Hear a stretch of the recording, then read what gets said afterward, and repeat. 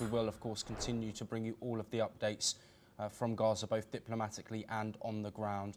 But we move on now and head over to Europe, where Ukraine's President Volodymyr Zelenskyy has reportedly stated that they have progressed towards a Putin-Zelenskyy meeting. He further stated that the war needs to end, which will begin with a meeting of leaders. But Russia's senior negotiator, Vladimir Medinsky, said a summit should only happen to sign a final agreement and not during ongoing talks. The Kremlin has also dismissed hopes for a quick peace deal with Ukraine, saying it's obviously unlikely, though, that such a complex process can be wrapped up in just 30 days. This comes after a brief round of talks in Istanbul, where Russia and Ukraine agreed on a prisoner swap but made little headway on a ceasefire or a leaders' summit. Ukraine's delegation, led by former Defence Minister Rustem Umerov, proposed a Zelensky-Putin summit by the end of August, with possible participation from US President Donald Trump and Turkish leader Recep Tayyip Erdogan. While joining us is Glenn Grant, ex-advisor to Ukrainian Defence Minister, who's joining us live from Riga, Latvia. Glenn, as always, thank you for taking the time to speak with us. The Kremlin responding to these comments from Ukraine, saying that a deal is unlikely to happen within 30 days, and also saying that that meeting between Vladimir Putin and Volodymyr Zelenskyy will only take place at the end of these discussions. What, in your opinion, is the Russian incentive behind this? And do you think that this could be an attempt, potentially, that some experts say Russia is continuing to want to extend this war rather than resolve it as soon as possible? Oh, I think that's absolutely right. I don't think that's just some experts. I mean, this is what Russia is saying. Generally, all the people in Russia that one talks to are basically saying that the war is going to continue until Putin has reached his objectives, or Ukraine capitulates. And Ukraine is not about to capitulate. That is quite clear from the huge response of people onto the streets this last few days, showing that the aim is to win and to move towards Europe. So I'm not sure what cards Zelenskyy thinks he's playing with, but they're not ones that are really, I'm going to say, obvious to everybody else, except trying to keep Donald Trump on side.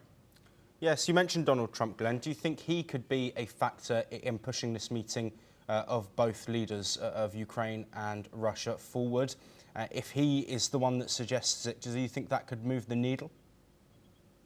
No, because he has no leverage at all with Russia. I mean, he's already spoken to Putin, goodness knows how many times.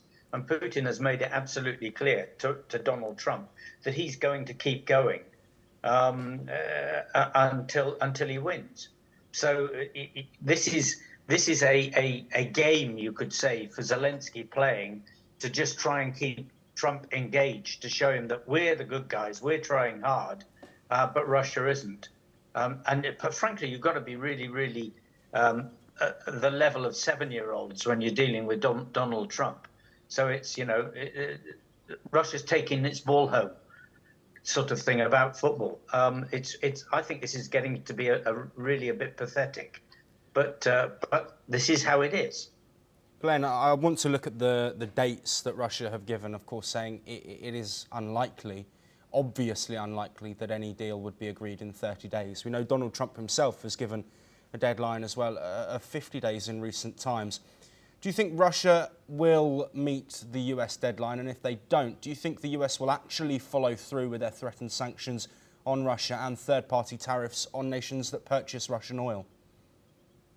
No, I don't think Trump will do anything of any significance if Russia doesn't meet the 50 days. And Russia said it's not going to.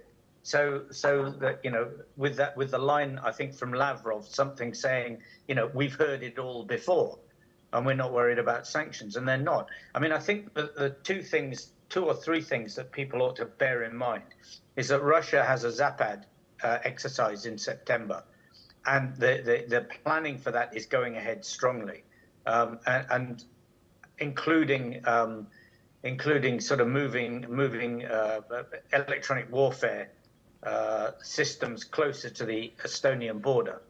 And that Zapad exercise is in Belarusia, which of course is right next to the Baltic states, but equally is also along the whole of the Ukrainian northern border.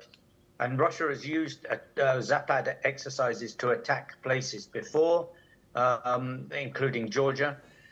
So I think that we'll see nothing before Zapad happens, and then we'll see whether Zapad is a dress rehearsal for attacking the Baltic states or a dress rehearsal for another attack on you could call it the soft northern side of Ukraine. Glenn, let's look forward now as we bring an end to our discussion.